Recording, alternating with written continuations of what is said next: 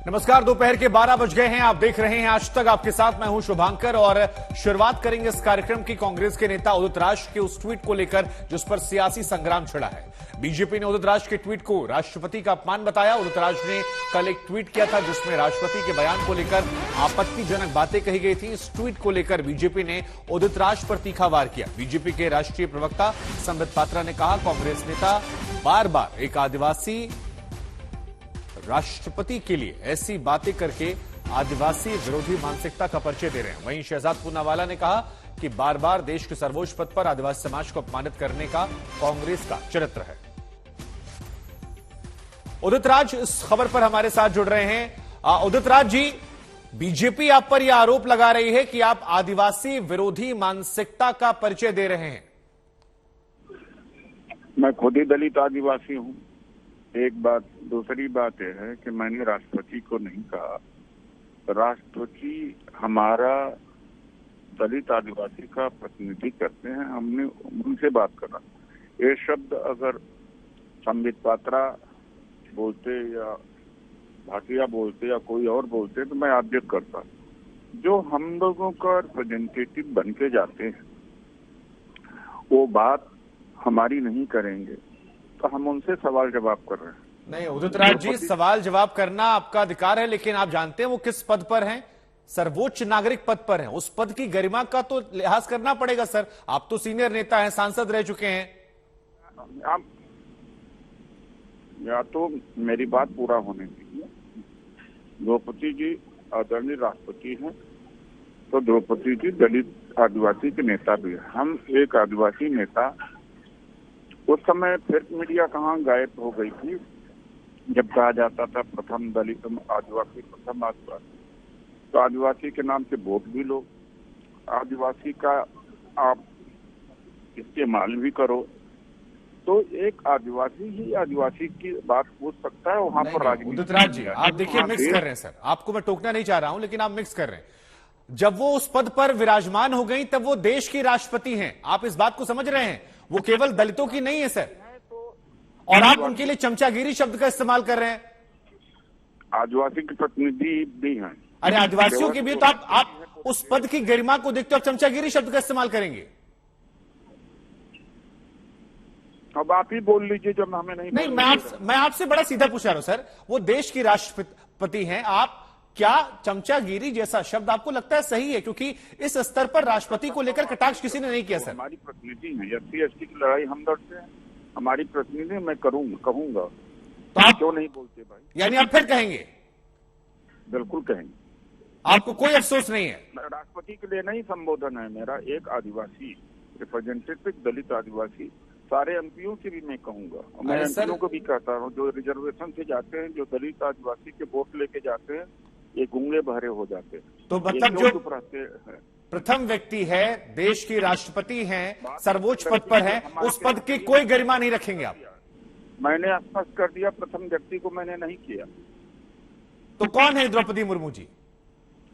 प्रथम व्यक्ति पूरे देश के लिए है, हमारे लिए, हमारे। वो जो ट्वीट आया था वो किस अकाउंट से आया था? वो प्रेसिडेंट ऑफ इंडिया के अकाउंट से आया था।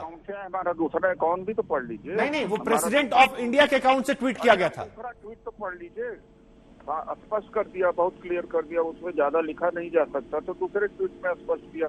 मैं तीसरे ट्वीट में स्पष्ट करूंगा कि मैं राष्ट्रपति का अपनी जगह पर सम्मान रखता हूं, लेकिन जब हमारे प्रतिनिधि के तौर पर गूंगे बहरे रहेंगे तो हम सवाल करेंगे। ठीक है, अमित मालवीय जी भी हमारे साथ हैं। अमित मालवीय जी, उदित राज जी कह रहे हैं कि मैंने राष्ट्रपति को नहीं कहा, लेकिन जो कहा वो फिर कहूंगा, बार बार कहूंगा। मेरे समाज से आती है, मेरे समाज के नाम पर उन्हें वोट मिला था, मैं ये शब्द कहता रहूंगा। अब आपकी इस पर क्या टिप्पणी? क्योंकि उदित राज जी ने माफी मांगने से तो इंकार कर दिया है और यह भी कह दिया कि भविष्य में इसको फिर दोहराऊंगा मैं। हालांकि ये भी कहा राष्ट्रपति के लिए नहीं कह रहा हूं। देखिए, हिंदुस्तान में पहली बार एक जनजातीय समाज की महिला राष्ट्रपति के पद पर आसीन है। ऐसे में पहली बार कांग्रेस पार्टी के प्रवक्ताओं और नेताओं ने द्रौपदी मुर्मू जी पे अभद्र टिप्पणी नहीं करी है। पहले इनके प्रवक्ता डॉक्टर अजय कुमार ने उनको ईवल बताया, यानी दुष्ट। उसके बाद अधीर रंजन चौधरी ने उनको राष्ट्रपत्नी करके संबोधित किया, और अब उदित राज ने उन पर जिस प्रकार की अभद्र टिप्पणी कही है उन्हें चमचा अर्थात ऐसे व्यक्ति जिसकी अपनी कोई सोच या अपनी कोई राय ना हो, ऐसा उन्होंने करार दिया। ये स्पष्ट है कि ये कांग्रेस पार्टी की मानसिकता को दर्शाता है, जनजातीय विरोधी मानसिकता को दर्शाता है। और आज सोनिया गांधी मांड्या में पदयात्रा कर रही हैं, तमाम मीडिया उनके आसपास है। क्यों नहीं ये सवाल उनसे पूछा जाता कि क्या ये उनकी स्वयं की राय है, कांग्रेस पार्टी की राय है? क्योंकि उदित राज क्या कहते हैं, कांग्रेस के राष्ट्रीय प्रवक्ता के बतौर सोनिया गांधी की राय से अलग नहीं हो सकती है। ठीक है, तो आप कह रहे हैं क्या ये राय जो है ये कांग्रेस पार्टी की भी राय है? ठीक है, आगे दिन में जब ये लोग जुड़ेंगे तो उनसे सवाल पूछते रहेंगे। फिलहाल आपका बहुत बहुत शुक्रिया। लेकिन राष्ट्रपति के बयान को लेकर आपत्तिजनक बातें कही गई। इस ट्वीट को लेकर बीजेपी ने उदित राज पर तीखा वार किया है। संबित पात्रा और शहजाद पूनावाला ने क्या कुछ कहा, हम आपको सुनवाते हैं। उदित राज जी जो कांग्रेस के नेता है, जिस प्रकार के शब्दों का प्रयोग उन्होंने महामहिम राष्ट्रपति आदरणीय द्रौपदी मुर्मू जी के लिए किया है, वो चिंताजनक और दुखद है, अशोभनीय है। ये कहीं न कहीं कांग्रेस पार्टी की मानसिकता को दर्शाता है। ये कहीं न कहीं कांग्रेस पार्टी के एंटी ट्राइबल माइंडसेट को उजागर करता है।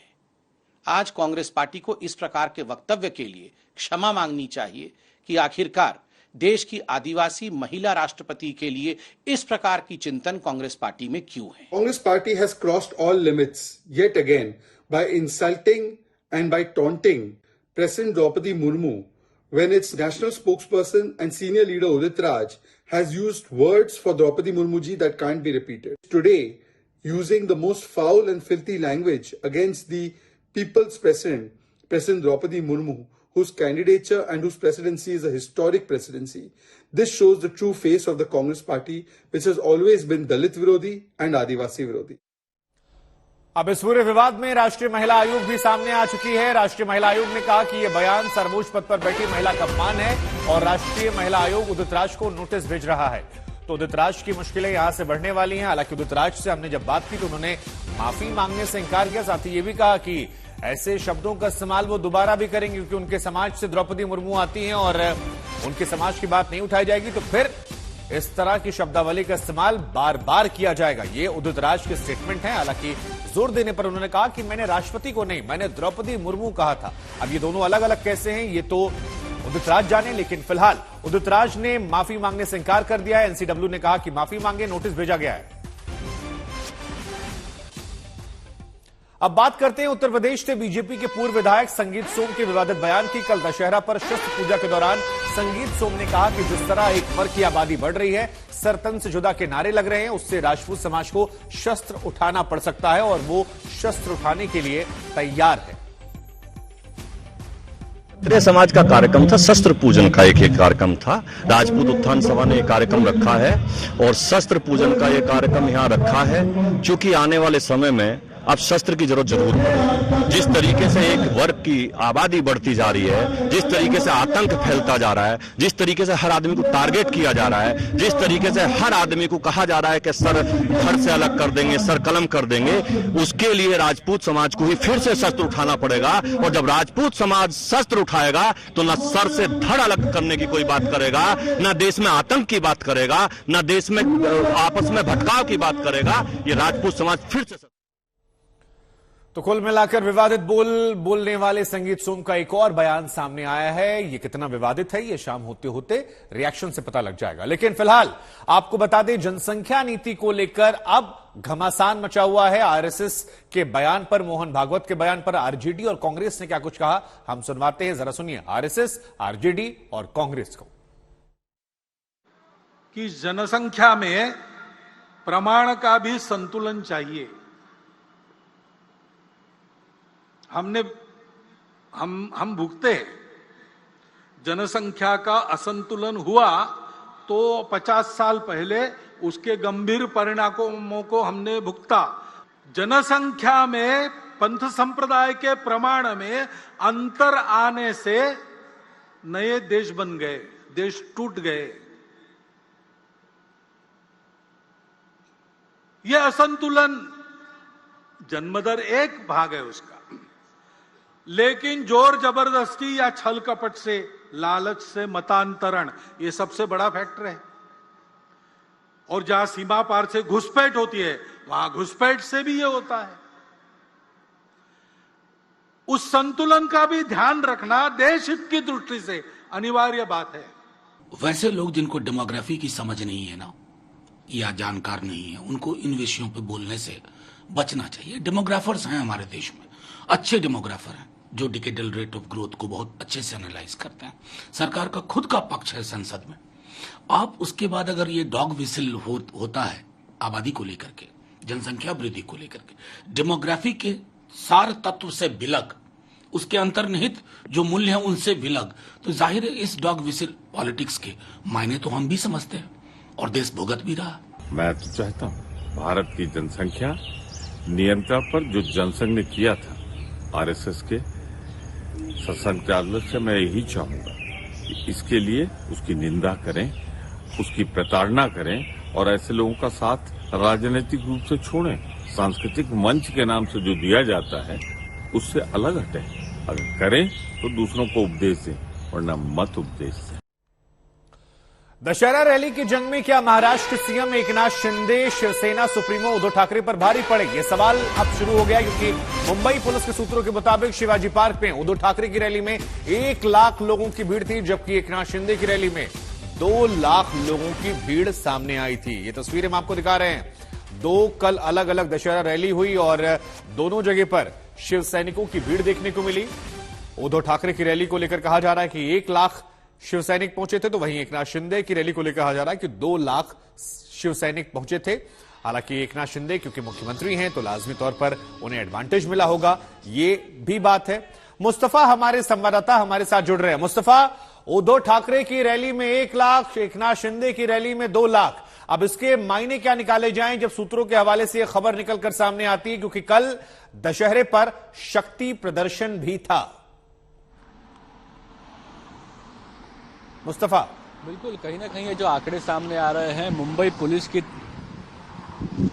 बिल्कुल कहीं ना कहीं ये जो आंकड़े सामने आ रहे हैं मुंबई पुलिस की तरफ से लगाए गए आकलन है ये, और जो ग्राउंड की कैपेसिटी है, साथ ही साथ जितना आप कह सकते हैं कि लोगों की कैपेसिटी, खाना मंगाया गया, उस चीज़ को लेकर के अंदाजा लगाया गया है कि 1 लाख लोग उद्धव ठाकरे, जबकि 2 लाख लोग एकनाथ शिंदे जो मुख्यमंत्री है उनकी स्पीच के लिए, उनके कार्यक्रम के लिए मौजूद थे। आपने ये बात बराबर कही है कि कहीं ना कहीं शक्ति प्रदर्शन था, इसलिए जो लोग ज़्यादा जहाँ पर थे वहाँ पर पल्ला भारी है। लेकिन सोशल मीडिया पर कई वीडियोज ऐसे वायरल किए जा रहे हैं उद्धव ठाकरे गुट की तरफ से, जिसमें यह कहा जा रहा है कि एकनाथ शिंदे का भाषण सुनने के पहले ही लोग जो हैं बीकेसी से भारी मात्रा में चले गए थे। क्या ये बात सच है या नहीं ये पता नहीं, बट ऐसी आप दोनों तरफ से आलोचना की जा रही है। लेकिन जो आप कहें कि एक तरह से ज्यादा भीड़ जो थी वो एकनाथ शिंदे की दशहरा रैली के लिए थी, ये बात साफ होती नजर आ रही है। शिवाजी पार्क का आप कह सकते हैं मैदान भरा हुआ था, लेकिन उसकी कैपेसिटी बीकेसी के जो एमएमआरडी ग्राउंड है जहां पर एकनाथ शिंदे की रैली थी उतनी कैपेसिटी नहीं है।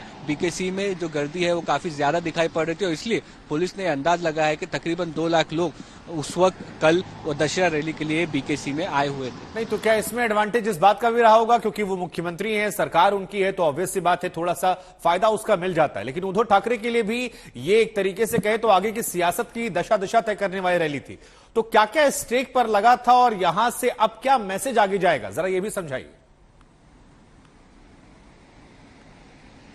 बिल्कुल, कहीं ना कहीं कल दोनों लीडरों ने एक दूसरे के ऊपर आलोचना करते करते जो अपनी आगे की रणनीति है राजनीतिक वो भी साफ कर दी। कहीं ना कहीं उद्धव ठाकरे आगे की जो अपनी राजनीति है वो बीजेपी और एकनाथ शिंदे के खिलाफ और एनसीपी कांग्रेस के साथ करेंगे। वहीं कहीं ना कहीं एकनाथ शिंदे जो हैं वो बीजेपी के साथ ही आने वाले समय में रहेंगे और एनसीपी कांग्रेस के साथ उन्होंने युति की, शिवसेना ने इसलिए उद्धव ठाकरे को छोड़ा, ये बात पे वो कायम रहे। तो अब देखना ही होगा कि जब बाई इलेक्शन होते हैं, सिविक बॉडी इलेक्शन होते हैं, ये अलायंस जो होता है पार्टियों का, ये किस तरह से समीकरण सामने आता है और किसकी जीत चुनाव में होगी, उसी के साथ में असलियत में लोगों की भीड़ है, ये कहना सही होगा। ठीक है, आपका बहुत बहुत शुक्रिया। आप लगातार इस खबर पर नजर बनाए रखिए, आगे भी लौटेंगे। 1 लाख और 2 लाख की रैली और शक्ति प्रदर्शन में तो कहा जा रहा है कि उद्धव से शिंदे आगे निकल गए, लेकिन विरासत की जंग में कौन आगे बढ़ेगा इस पर नजर हमारी बनी हुई है। ये 2 तस्वीरें कल की। और अब बात करते हैं फिल्म आदिपुरुष को लेकर विवाद की, क्योंकि ये विवाद और ज्यादा बढ़ता जा रहा है। फिल्म में पौराणिक चरित्रों के गलत चित्रण के खिलाफ दिल्ली, वाराणसी में प्रदर्शन हुए। कई राज्यों से आदिपुरुष पर पाबंदी की मांग उठ रही है। महाराष्ट्र में बीजेपी के नेता राम कदम ने कहा कि इस फिल्म को महाराष्ट्र में रिलीज नहीं होने देंगे। यूपी में भी साधु संत इस फिल्म का खुलेआम विरोध कर रहे हैं। साधु संतों का कहना है कि यह फिल्म धार्मिक भावनाओं को आहत करने वाली है। इसमें आराध्य देवों का चित्रण गलत तरीके से किया गया। बैन करो, बैन करो।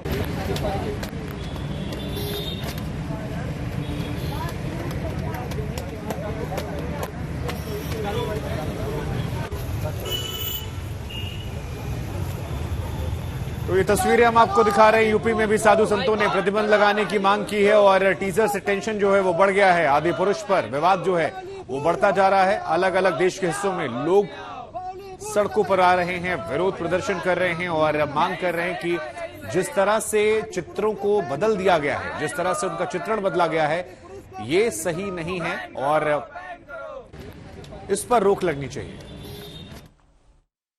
बंगाल में दुर्गा विसर्जन के दौरान एक भयानक हादसा हो गया। जलपाईगुड़ी की नदी में दुर्गा प्रतिमाओं का विसर्जन कर रहे कई भक्त फ्लैश फ्लड के शिकार हो गए। देखते ही देखते कई लोग उफनती लहरों में समा गए। कुछ लोग लापता बताए जा रहे हैं। 8 की मौत हुई और कई अभी भी लापता है।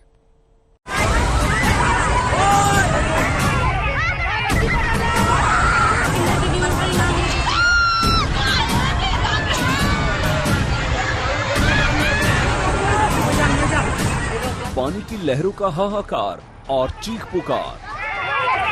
रस्सी पकड़ ले, रस्सी पकड़ ले। कोई कह रहा है रस्सी पकड़ लो, कोई कह रहा है उधर से बचाओ। उधर जाने से तो हो जाएगा, उधर जाने से तो हो जाएगा।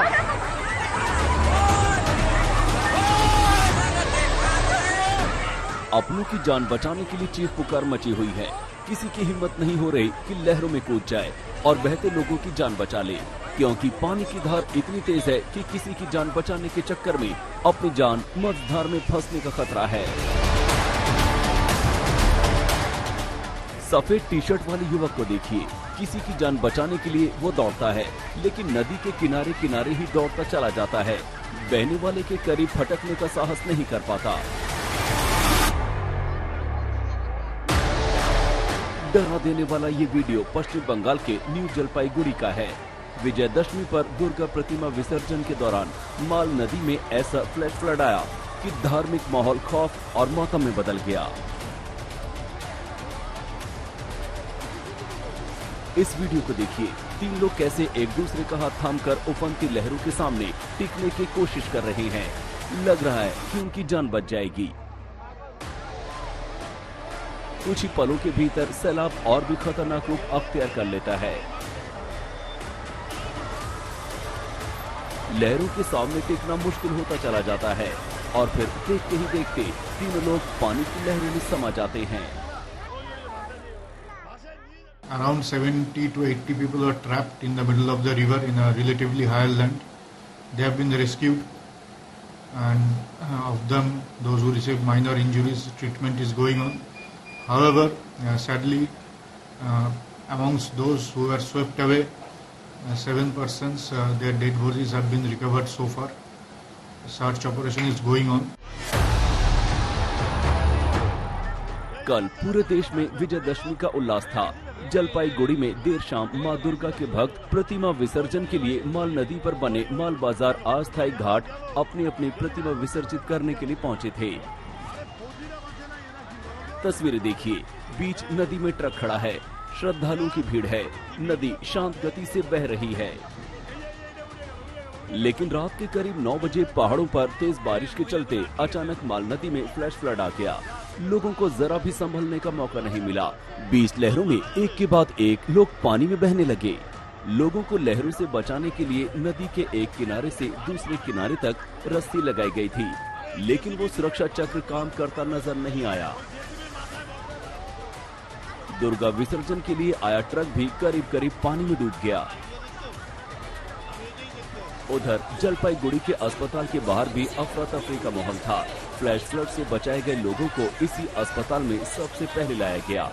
शरीर में ज्यादा पानी जाने से ज्यादातर लोगों की हालत खराब थी।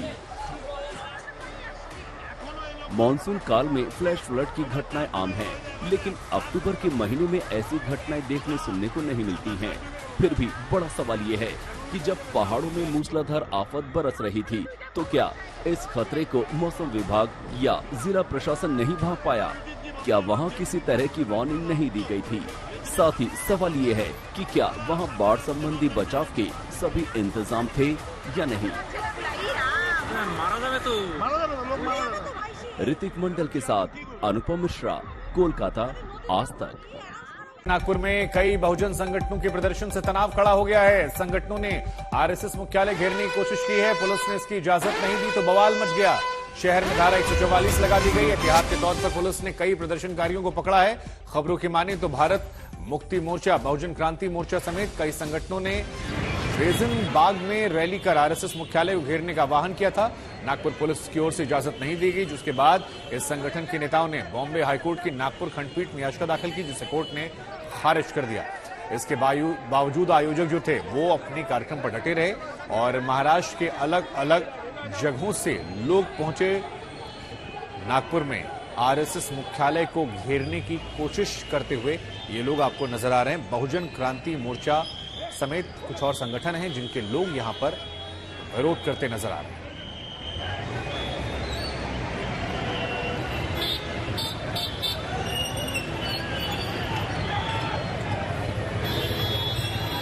तो बड़ी संख्या में यहां पर आप भीड़ देख रहे हैं, पुलिस प्रशासन की तैनाती भी देख रहे हैं और संघ के मुख्यालय का घेराव करने की कोशिश यहां की गई है। धारा 144 यहां पर लगी हुई है, लेकिन इसके बावजूद इन लोगों ने संघ के मुख्यालय को घेरने की कोशिश की और ये तस्वीरें नागपुर से हैं।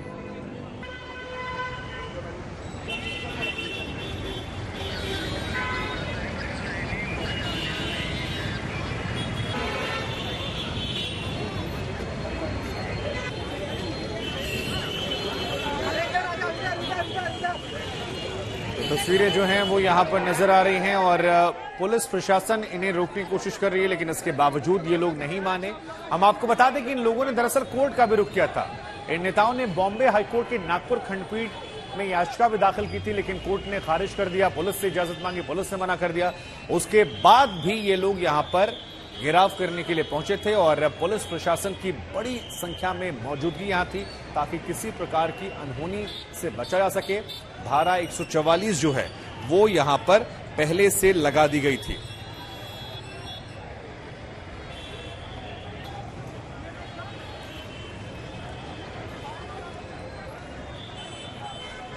तो दो तस्वीरें आपकी टीवी स्क्रीन पर अलग अलग फ्रेम के जरिए आपको दिखाने की कोशिश हम कर रहे हैं। देखिए, तनाव जो है वो यहां पर बना हुआ है और पुलिस प्रशासन क्योंकि यहां बड़ी संख्या में है, संघ का मुख्यालय, उसके आसपास का ये इलाका।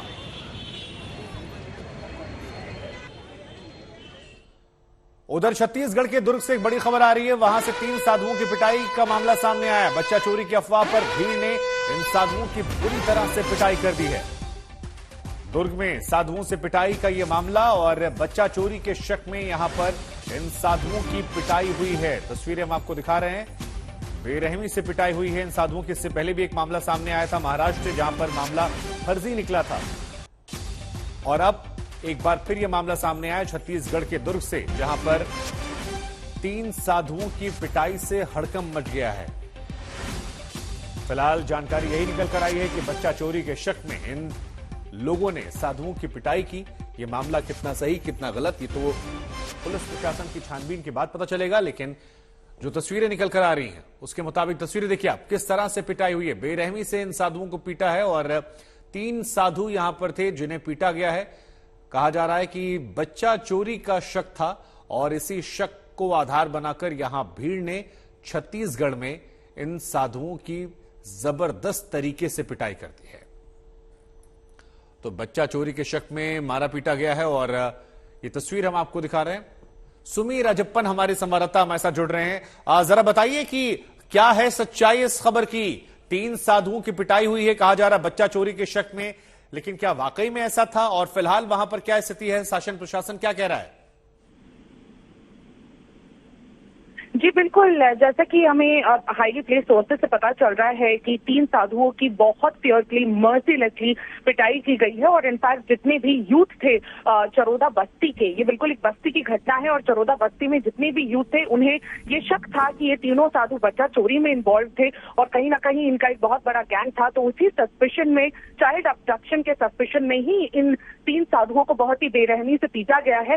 पुलिस, कहा जा रहा है कि पुलिस की मौजूदगी में ऐसा हुआ है, लेकिन अभी इस चीज पे कॉन्फर्मेशन देना बिल्कुल सही नहीं है। लेकिन प्रशासन ने अभी तक इस पूरे चीज पे कमेंट नहीं किया है।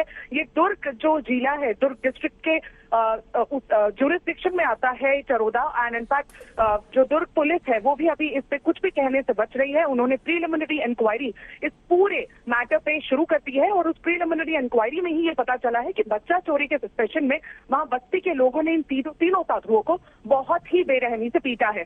जो वीडियो हम देख पा रहे हैं उसमें पूरा दिख रहा है कि कैसे 3 साधुओं को लेके जाया जा रहा है नियर बाय हॉस्पिटल ट्रीट करवाने के लिए, लेकिन वो खून से सनातन है। तो इसीलिए ये जो इंसिडेंट है ये बाहर आया है मॉब लिंचिंग का, लेकिन आगे चल के इसमें और चीजें बाहर आएंगी और पता चलेगा कि रियल मैटर क्या है। अभी उस पर इन्वेस्टिगेशन चल रही है, प्रूफ बिल्कुल लॉन्च कर दी गई है और आगे ही बिल्कुल बाकी फैक्ट्स खुलेंगे, तभी पिक्चर क्लियर हो पाएगी। ठीक है, आपका बहुत बहुत शुक्रिया तमाम जानकारी के लिए। इधर कैलिफोर्निया में भारतीय परिवार की हत्या से पूरा देश सख्ते में है। सोमवार को चारों का अपहरण किया गया था। कैलिफोर्निया पुलिस की चारों को शव मिले हैं और मरने वालों में तो एक 8 महीने की बच्ची भी शामिल है। परिवार पंजाब के होशियारपुर का रहने वाला था। तस्वीर हम आपको दिखा रहे हैं। कैलिफोर्निया में 4 भारतीय लोगों की हत्या कर दी गई और सबसे दुखद तो ये कि एक 8 महीने की बच्ची भी इसमें शामिल है। पंजाब के होशियारपुर का ये परिवार था। दुखद तस्वीर, पिछले सोमवार को इन चारों का अपहरण हुआ था और अब पुलिस को चारों के शव मिले हैं। होशियारपुर में इनके परिवार में फिलहाल मातम का माहौल है।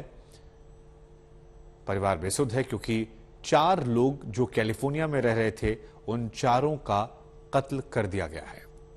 यही वो 4 लोग हैं जो आपको आपकी टीवी स्क्रीन पर बाईं तरफ नजर आ रहे हैं और अब इस दुनिया में नहीं, और इसमें एक 8 साल की बच्ची भी शामिल है। इस मासूम का भी कत्ल कर दिया गया है।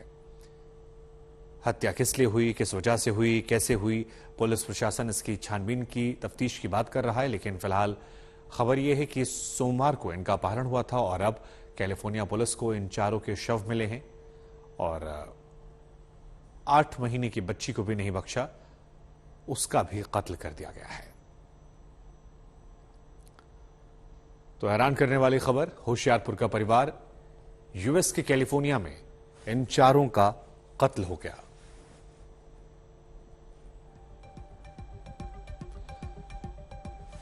तो ये तस्वीर हम आपको दिखा रहे हैं। बहुत ही ज्यादा दुखद खबर है क्योंकि यूएस में ये चारों लोग रहते थे और सोमवार को इनका अपहरण होता है। पुलिस प्रशासन में शिकायत दर्ज करवाई जाती है। परिवार परेशान था, फोन नहीं लग रहा था, लेकिन अब पुलिस की तरफ से कहा गया कि इन चारों के शव बरामद हुए हैं और ये 4 तस्वीरें जिस वक्त आपको नजर आ रहे हैं 4 लोगों की, इसमें से एक 8 महीने की बच्ची है। ये बच्ची 8 साल की भी नहीं, 8 महीने की बच्ची ये है। मात्र 8 महीने की बच्ची, इसका भी अपहरणकर्ताओं ने कत्ल कर दिया। इनके परिवार में फिलहाल मातम वाली स्थिति है क्योंकि पूरे परिवार का यहां पर कत्ल कर दिया गया और सिर्फ 8 महीने की ये बच्ची थी जिससे मार दिया गया। उसके साथ उसके माता पिता और परिवार के एक अन्य सदस्य को भी हत्या कर दी गई। कुछ दिन ਪਹਿਲਾਂ ਹੀ ਅਮਰੀਕਾ ਤੋਂ ਆਏ ਆ ਤੇ ਕੱਲ ਉਹ ਸ਼੍ਰੀ ਹੇਮਕੁੰਟ ਸਾਹਿਬ ਦੇ ਦਰਸ਼ਨਾਂ ਲਈ ਗਏ ਸੀਗੇ। ਰਾਤੀ ਆਪਣੇ ਬੇਟੇ ਨਾਲ ਦੇਰ ਰਾਤ ਗੱਲ ਹੋਈ ਹੈ ਜਦੋਂ ਉਹ ਦਫ਼ਤਰ ਵਿੱਚ ਸੀਗਾ ਤੇ ਉਸੇ ਦੌਰਾਨ ਹੀ ਫੋਨ ਦੇ ਉੱਪਰ ਹੀ ਵਾਰਤਾਲਾਪ ਦੇ ਟਾਈਮ ਕੋਈ ਬੰਦਾ ਦਫ਼ਤਰ ਵਿੱਚ ਐਂਟਰ ਹੋਇਆ ਤੇ ਬਾਅਦ ਵਿੱਚ ਵੱਡੇ ਮੁੰਡੇ ਅਮਨ ਨੇ ਆਪਣੇ ਛੋਟੇ ਭਰਾ ਨੂੰ ਅਗਾਹ ਵੀ ਕੀਤਾ ਤੇ ਉਸ ਤੋਂ ਬਾਅਦ ਕੋਈ ਗੱਲਬਾਤ ਨਹੀਂ ਹੋਈ। ਉੱਥੇ ਦੇ ਪੁਲਿਸ ਪ੍ਰਸ਼ਾਸਨ ਨੇ ਉਹਨਾਂ ਦੀ ਗੱਡੀ ਟਰੇਸ ਕੀਤੀ ਹੈ ਜਿਸ ਨੂੰ ਕਿ ਉਹਨਾਂ ਨੇ ਅੱਗ ਲਗਾ ਕੇ ਦਫ਼ਤਰ ਤੋਂ 25-30 ਕਿਲੋਮੀਟਰ ਦੂਰੀ ਤੇ ਛੱਡ ਦਿੱਤਾ ਹੈਗਾ। तो परिजनों को आप सुन रहे थे जो दुखी हैं, परेशान हैं, परिवार में मातम पसरा हुआ है। लेकिन ये तस्वीरें हम आपको दिखा रहे हैं, ये तस्वीर अहम है क्योंकि सभी के शव मिले हैं। होशियारपुर में फिलहाल मातम की स्थिति है और 4 लोगों के यहां पर शव बरामद किए गए हैं। आपको बता दें कि होशियारपुर पंजाब का यह परिवार जो यूएस के कैलिफोर्निया में रहता था और सोमवार को इनका अपहरण होता है, जिसके बाद 4 के शव बरामद होते हैं। 4 की मौत हो चुकी है और 4 के शव बरामद हुए हैं और इसमें ये जो बच्ची नजर आ रही है सिर्फ 8 महीने की है। गीता मोहन हमारी संवाददाता इस खबर पर हमारे साथ जुड़ रही हैं। गीता, यूएस कैलिफोर्निया को सेफ माना जाता है, यूएस को कानून व्यवस्था की वो बार बार बात करते हैं, लेकिन होशियारपुर का ये परिवार 4 का कत्ल हो गया है और सबसे दुखद तो ये कि एक 8 महीने की बच्ची को भी अपहरणकर्ताओं ने नहीं छोड़ा, उसे भी मार दिया।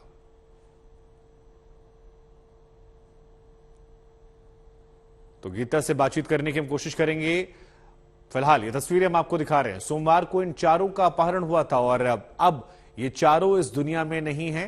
पंजाब के होशियारपुर के रहने वाले थे और अगवा कर लिया गया, जिसके बाद अब सभी के शव बरामद किए गए हैं। तो ये एक बहुत ही ज्यादा दुखद खबर है।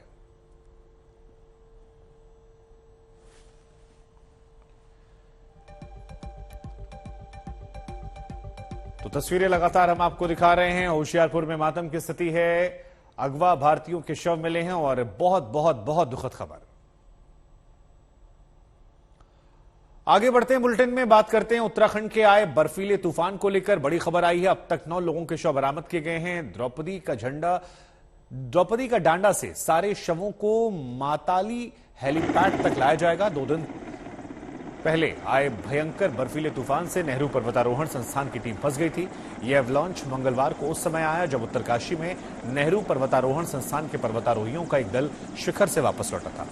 उत्तरकाशी के नेहरू पर्वतारोहण संस्थान में 58 पर्वतारोहियों का दल 14 सितंबर को एडवांस माउंटेनियरिंग कोर्स के लिए निकला था और इस दल में 44 प्रशिक्षु थे, जबकि 8 ट्रेनर दल में शामिल थे।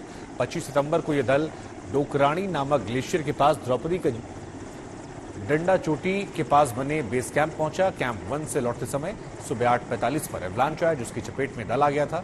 40 के आसपास लोग फंसे हुए थे। द्रौपदी का डांडा एवलांच में एक बड़ा अपडेट। अब हाई ऑल्टीट्यूड वॉरफेयर स्कूल जो भारतीय सेना का एक महत्वपूर्ण अंग है, जो हाई ऑल्टीट्यूड में वॉरफेयर की जहां पे ट्रेनिंग दी जाती है और वहां से ट्रेनिंग प्राप्त करने के बाद जो जांबाज भारतीय सेना के होते हैं वो कारगिल जैसी और सियाचिन जैसी हाई ऑल्टीट्यूड में भारत की रक्षा करते हैं, उनकी एक 14 सदस्यीय टीम को बुलाया गया है। यहाँ पर मातली हेलीपैड पे इस समय हम मौजूद हैं और आपको दिखाते हैं कि चॉपर किस तरीके से तैयार किया जा रहा है। यहाँ पे आईटीबीपी की भी मेडिकल टीम मौजूद है और साथ साथ हॉर्स के जो 14 सदस्यीय टीम है उनमें से कई को रवाना किया जा चुका है उस मौके पे जहाँ पे बर्फ में अभी भी कई माउंटेनियर्स दबे हुए हैं, जिनकी खोजबीन अभी जारी है।